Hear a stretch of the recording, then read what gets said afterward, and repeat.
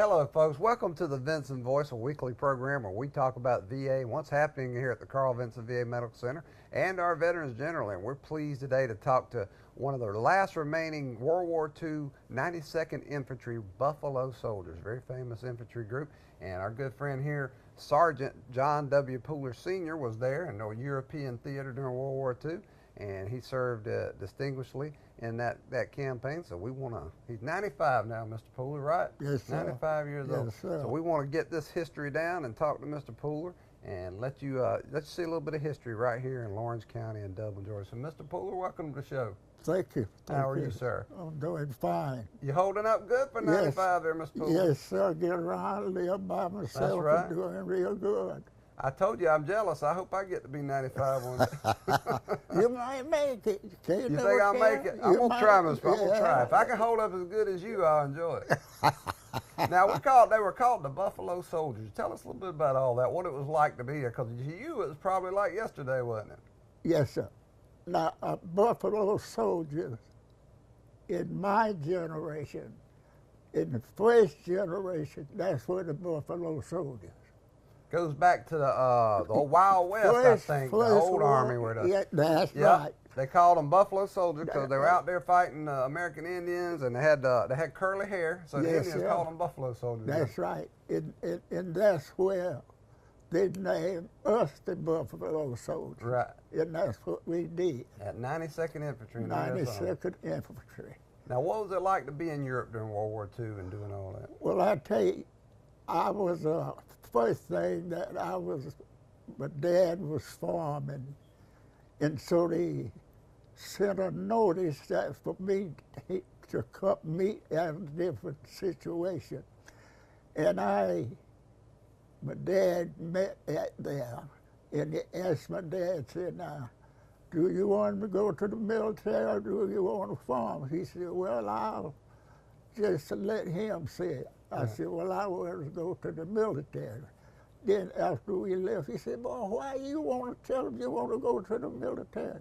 I said, Dad, they just want me to stay there and farm, and I'm going to the military. And when I got checked into the military, started off training 6 months.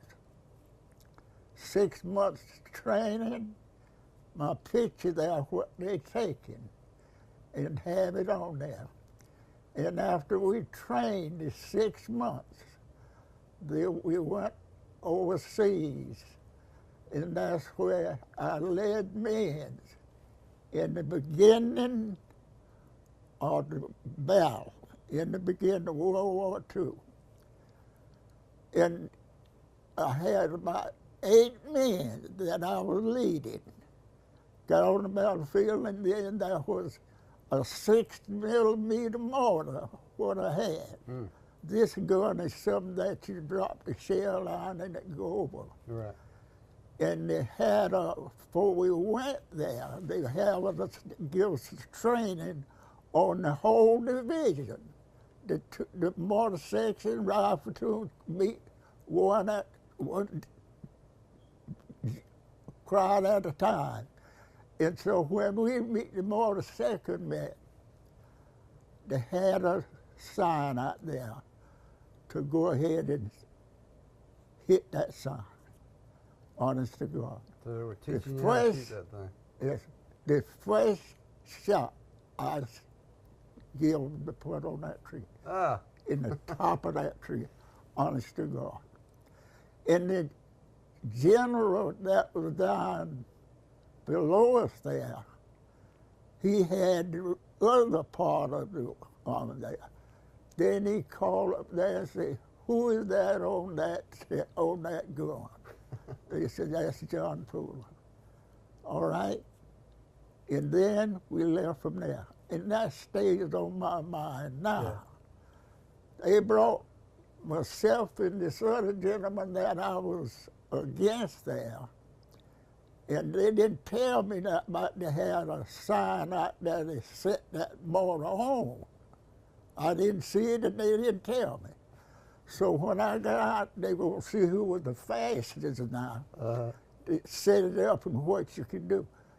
Well, I got down there, and I just got down there a little while. I set up the motor, and then stood up, and the oven was still on it.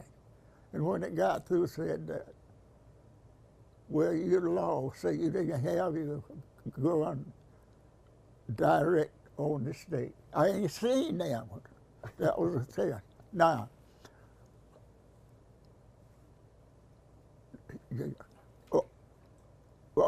when I after that now, in the military, I led men through the military. You ended up being Sergeant Pooler, right? I was Sergeant Pooler, and I was in about the 6th grade when I went in the military. And when we went into the military, I got started to leading men in different directions. And then you came back after the war and you came to the VA now. You know, when I was chief of police at the VA, your son, who's Sergeant Verlis Pooler, Willie Verlis Pooler, worked for me in the police department. Yeah. And now your granddaughter, Verica, works for us too. Exactly. And Javonda, the daughter retired, right? That's right. So how does it feel to, I know you retired from the VA, worked many, many years. How does it feel to have kind of started a family tradition out there at the VA? Well, it makes you feel good to know that from the way you come up through the life and how they doing when they educated, get on the job and know everything, and it's just a blessing. Because you had an influence. That's what. Yes, sir. Yes, sir. You risked everything in World War II, and you came back and had a positive influence, and had all these youngins, and they're doing well, and now you got grandchildren. And it's gotta, everybody wants their youngins to do well. That's so true. You got to be proud of what you got there. That's right. Well, I tell you the truth. There was good children, and I had a good wife. In other words, right.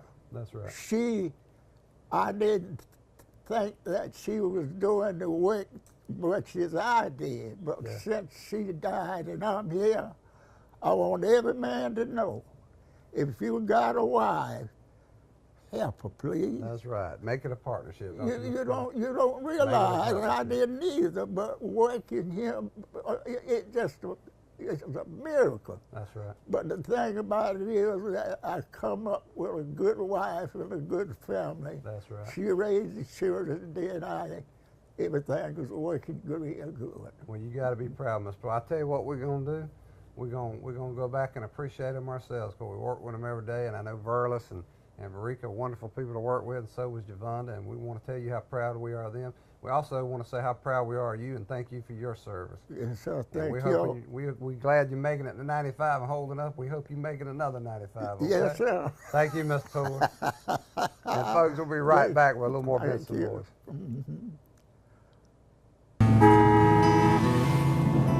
The way the world is today, Go, go, go, go. things just seem so out of control. That's why the things we can control are so important. That's why we're members of our electric co-op. The whole reason the co-op exists is to bring us the electricity we need. So they look out for us. They invest in the best technology you can get, just to keep the power on. Not because they have to. They actually do it because it's the right thing to do. Dublin Tire Company, serving Lawrence County since 1955. At Dublin Tire Company, we are proud to provide roadside service 24 hours a day, 7 days a week. We have full service truck repairs. There's no truck too large or too small. Does your vehicle need new tires? At Dublin Tire Company, we provide you with passenger tires from the best brands anywhere at a price no one else can offer, not even the large stores. We have it all: Michelin, Bridgestone, Firestone, Goodyear, and BF Goodrich, just to name a few. See Dublin Tire Company for specialty tires, off-road tires, and forestry tires, any type unique tire. We have it all. Come see Dublin Tire Company for hassle-free quality repairs at affordable prices. Come see Tom Mullis or Neil Harden and the wonderful staff today at Dublin Tire Company, family owned and family operated since 1955. Dublin Tire Company, 1315 Telfair Street in Dublin. Hello, folks. Welcome back to the Vinson Voice. Now, we're talking to former Sergeant John W. Pooler, Sr., who was in World War II in the famous Buffalo Soldiers, 92nd Infantry Division in the U.S. Army.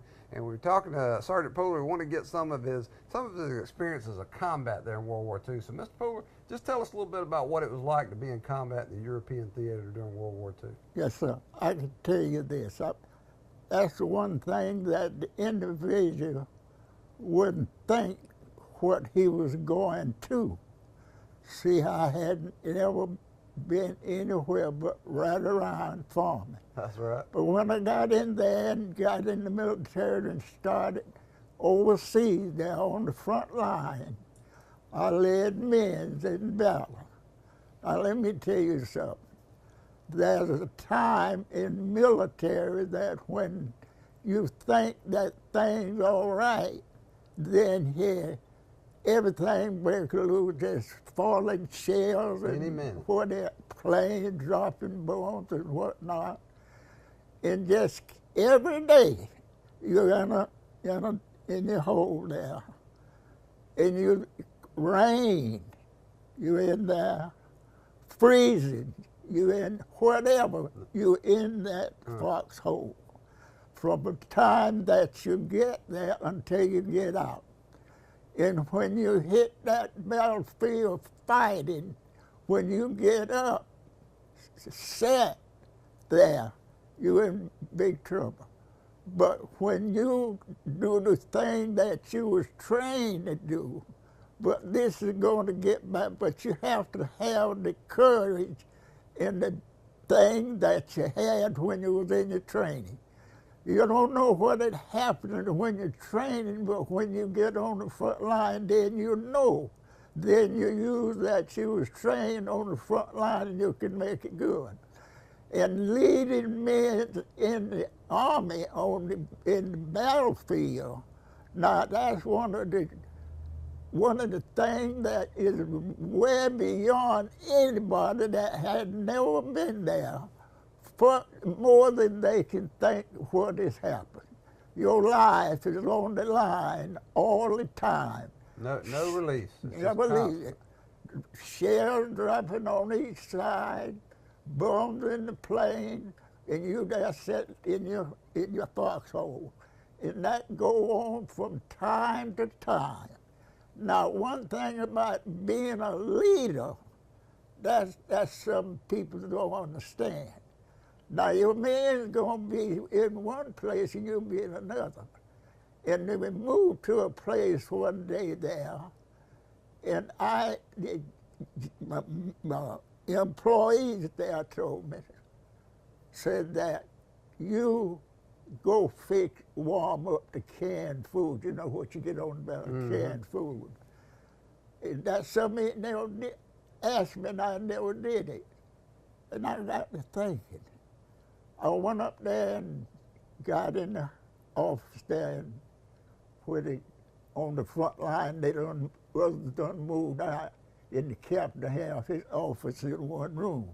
So I went up there and got in one room warming up the food, and his telephone rang about 3 times, and I didn't hear nobody. So I go in there and answer the phone, and when I picked it up, the gentleman that was talking said, move all your men back. Say, everybody on the front line. Now, everybody, that meant the whole army. Everybody now. Here, there's this company up there. Said, move them back. Say, you're 2 miles out in front of everybody. And said, and they still coming. And let me tell you, when I heard that, the captain and the second command come in the room, say, get ready, let's go. In other words, every one of my men got killed. Oh my God. 8 men. Oh my God. I get to thinking about it had to be something that they never asked me that, you know, they want to set up the, you know, the weapons. And then when that happened, that come to me, God had it fixed. Everyone got killed but me, I thought. About 6 months, the one that had me to kind of go and wait, he the one I thought he was dead. But he wrote a letter when I was, after he left. See, I got my arm shot off. When you shoot that gun, you know, drop a shell in it. He said, I got my arms with hand shot off and said that I did that for you. And God Almighty, that stays on my mind now. I bet it does. Yes, it does.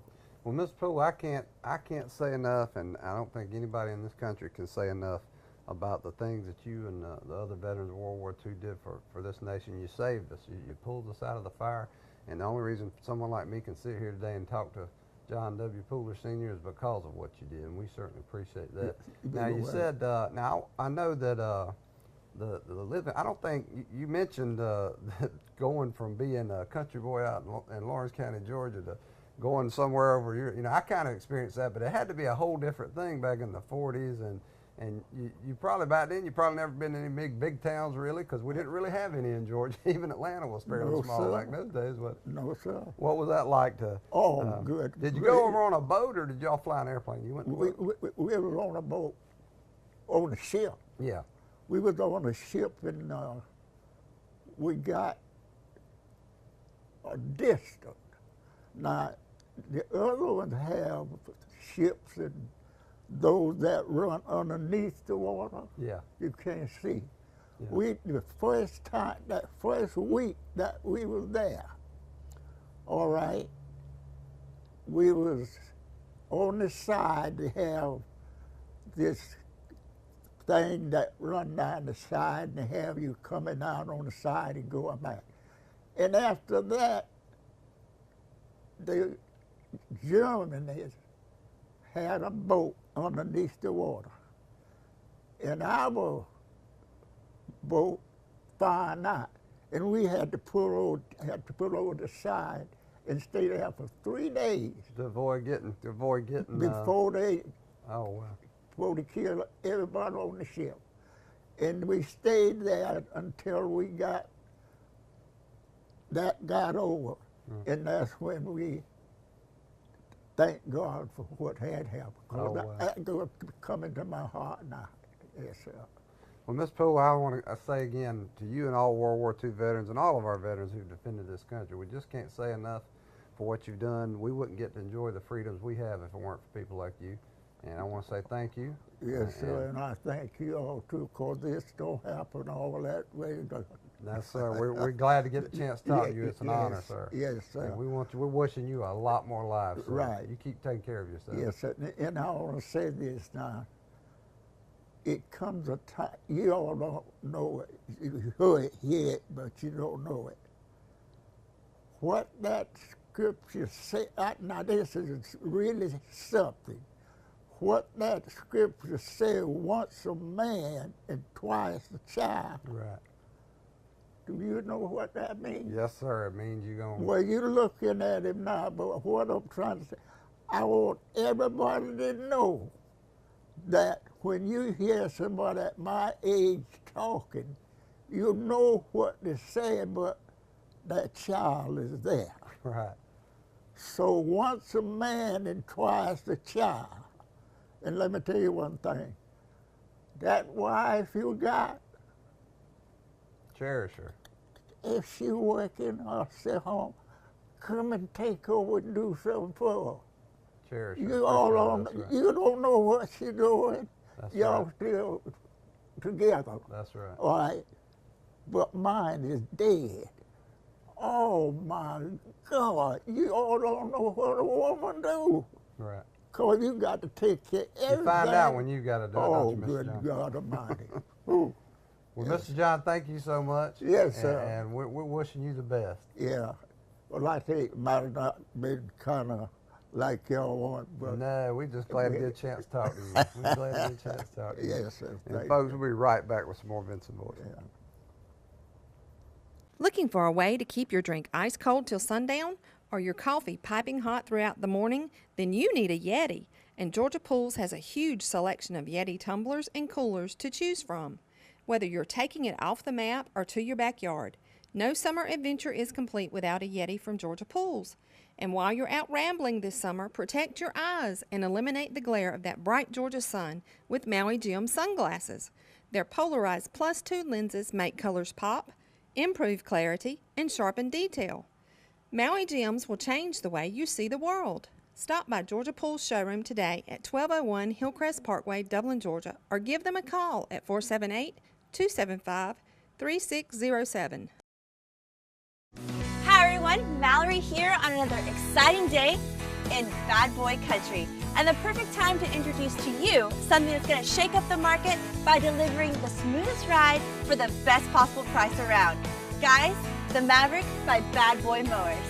Just like every Bad Boy before it, the Maverick delivers the strongest, most powerful mower for the absolute best value in its class. And then we leave the class in the dust. We've engineered our patented Easy Ride system right into the frame for a ride you'll have to feel to believe. We started right up front with independent front arm support for absorbing the ground ahead. Then we paired rear individual compression shocks supporting each drivetrain individually for a truly independent suspending driving experience. Guys, this is a breakthrough and an industry first. There's just never been a more vibration suppressing, smoother ride. So not only is it more cush for your tush, with less bouncing around through uneven terrain, the deck also glides much more evenly. And that produces a cleaner, more manicured cut for you. And we didn't stop there. We combined all this with a new comfort seat with armrests and fully adjustable steering arms, making the Maverick simply the most comfortable mower for this price anywhere on the market.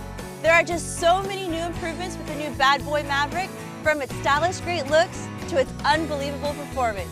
We took the very best of what makes it a bad boy and made it even better. The Maverick. It's another first from the company that builds them to last. And that's Bad Boy, baby. Mow with an attitude. See Cullen Supply and Engine Service, your Bad Boy dealer. Hello, folks. Welcome back to the Vinson Voice. Now, we were talking to Sergeant John W. Pooler Sr. earlier about his experience as a Buffalo soldier during World War II in the European theater. A lot of history there. And we were also talking about the fact that he spent a long time here at the Carl Vinson VA Medical Center working for us, finally retired some years ago.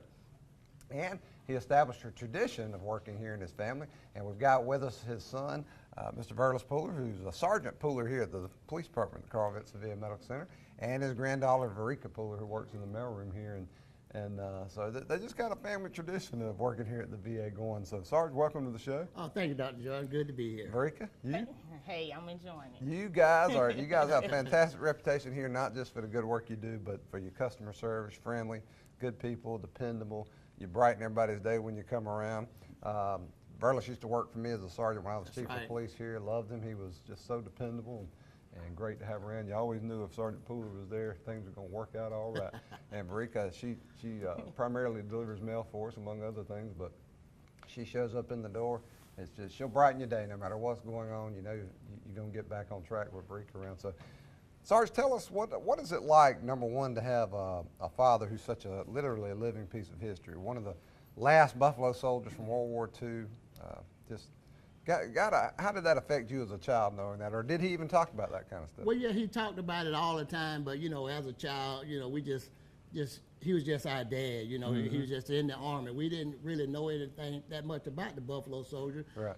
But he would always talk about the Buffalo Soldier, but to us, that was just the Army until I got a little older. Right. And then I read up on it because I knew he was so proud about it. Then I read up on it. That's right. And read the history on it, and it just made me that much more proud about it. Yeah, because we did an article a couple years ago, you and I were talking about, I remember you said just that you didn't really think much about it as a child, but then, of course, you got more curious as you got older and did some research, and that's how I ended up doing that original article. Exactly. I came to you and asked you about it, and and you ran with it. That's right. That's how we got here today. Well, I'm a history buff, so, yeah. So anything to do with history, I want to be involved with it, and certainly that was fascinating.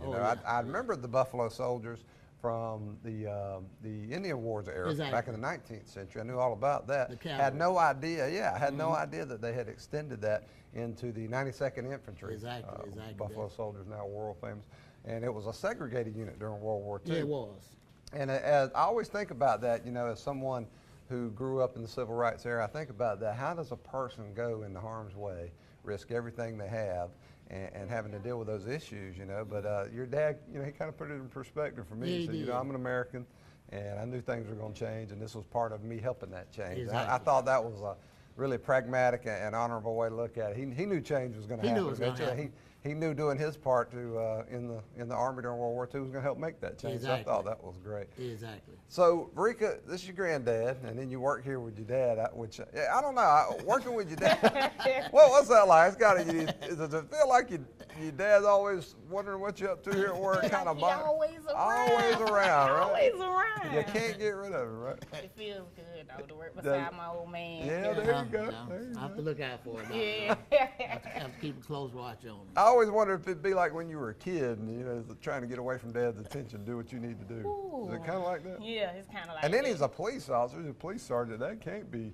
you know, that's like double scrutiny. trouble. Yeah, That's double double scrutiny trouble. right there. Double trouble. But now, did your dad recruit you into coming here, or is that just coincidental? No, I started volunteering here. Oh, okay. Yeah, okay. I always used to tell them, I'm gonna work at the VA. Right, So right. I started volunteering here, got my face known, and it eventually happened for me.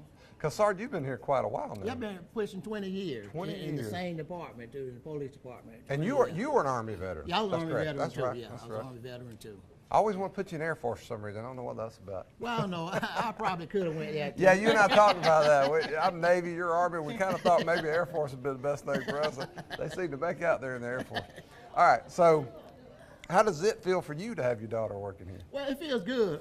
You know, I knew she would make the VA a good worker, and for a long time, you know, she was struggling, looking for a job, and you know, me and my wife, we just told her to keep on pushing and Perseverance. yeah, that's right. perseverance. So that's what she did, and I knew once she get in here, you know, what I'm saying she would hit the floor running, and Oh, she, yeah. And No doubt about that. I got another daughter, Shakima Bivens. She's like a nurse practitioner. I Very heard that. proud You know, of I her, did too. not know that, Yeah, Sarge. Now, yeah. somebody told me that, you know, before we were thinking about doing the show. Right, yeah. They Well, sent her- actually, while we were doing production of this show, somebody said, well, you know, Sergeant Pooler's got another daughter that Yeah. works. I had no idea. That's Yeah. fantastic. We got a- we'll give her a shout out. Sorry she's not on the show today, but we'll give her a shout out. yeah.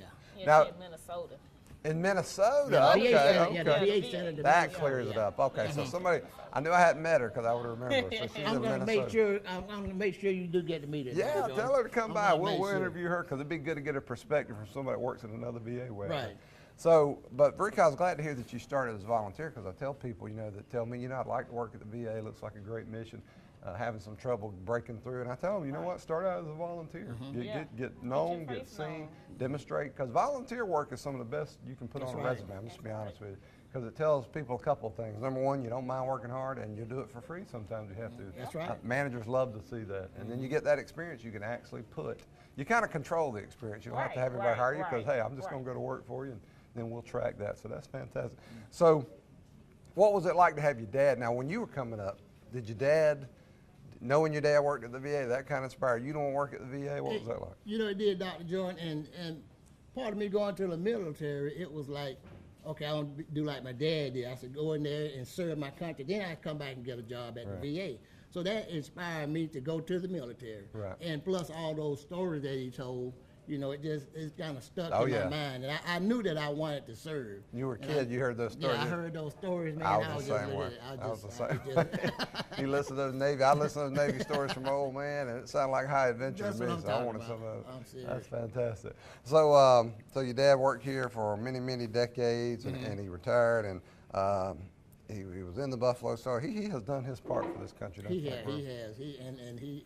And you know, the older he get, the more he seems to talk about, and the prouder he seems to get. He does. He seems to take a lot of Yeah, pride. he take a lot of That's pride right. in the military, and he That's right. speak up for the veterans every chance he get. He sure does. He sure does. That's fantastic. And being an Army boy, that was some big shoes for you to fill, wasn't it? Oh, it was, you know, it was. And when I told him I was getting ready to go in, you know, he took me in the kitchen one day and got the broom and gave me the broom. All right, hold this. The broom was my rifle. You know, he just drilling me, man. And, you know, I was so like, he got you ready then. That's fantastic. Yeah, that was his goal. That's fantastic.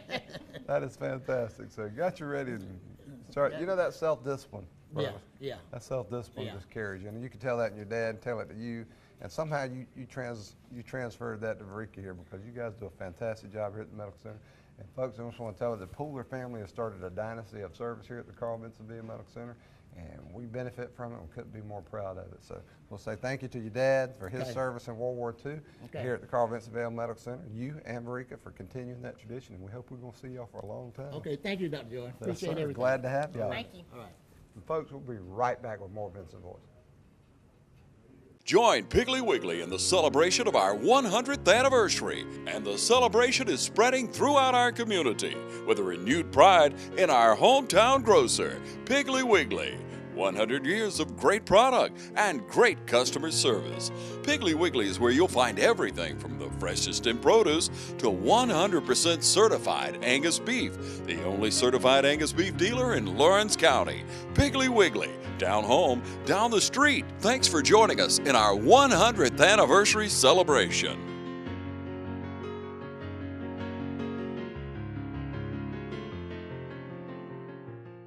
At Bank of Dudley, we may be the oldest bank in Lawrence County, but we're always ahead of the curve when it comes to technology. Drop by one of our 5 convenient locations today and let us show you how convenient we make online banking. Start paying your bills online today or make deposits right from your mobile device. Ask about our ACH services, which enables you to move money electronically with convenience, certainty, and cost savings. Bank of Dudley, East Dublin, Jeffersonville, Dudley, Veterans Boulevard, and downtown Dublin. Member FDIC and an equal housing lender. Hello folks, welcome back to the Vinson Voice. We'd like to close each show letting you know what's coming up as far as events and programs going here at the Carl Vinson VA Medical Center. Big one coming up in July, on July 14th at 3 p.m. here at the Medical Center. We're going to have a pep rally, send-off, hallway parade, that kind of stuff for our National Veterans Wheelchair Games team that's going to Cincinnati, Ohio from July 16th to the 22nd. Now we send a team out every year all over the country, and they always bring back the gold and some of the silver and the bronze, that kind of stuff. They always do fantastic, and we know they're going to this year. So again, we're going to have a pep rally July 14th at 3 p.m. right here at the Medical Center. We'll start with the hallway parade into the auditorium and wish them well. Anybody's invited. Come on out. The kids are out of school, so it's a great time to bring those groups, bring them out to the auditorium, 3 p.m. July 14th. Let's wish them well. We'll be cheering them on, have a big send-off, and wish them well. And then again, the games are July 16th to the 22nd. It's going to be fantastic. They're going to do great in Cincinnati. You can follow us on Facebook. Go to Dublin VA Medical Center. Our producer, Greg Swartz, is once again going to be with the team. He'll be posting video, pictures, and letting us know the results as they come in. So again, follow us on Facebook at Dublin VA Medical Center, and follow our Facebook page anyway, so you can see all the latest in program services, history pieces that come out. We put a lot of good stuff on that Facebook page, and the more you like and share with other people, the more veterans and veteran supporters we can reach, and that's what it's all about here at the Carl Vinson VA Medical Center. And don't forget, most of our events here at the Medical Center are wide open to the public. We want you to come in and see how we're caring for America's heroes and see how your tax dollars are being spent. Nothing wrong with that. So we're a part of this community, and we want you to be a part of the VA. So just keep an eye out on our Facebook page and to local newspapers and the media and see what's going on, and join us. We'd love to have you. So folks, until next week, we hope you'll join us each week for the Vinson Voice.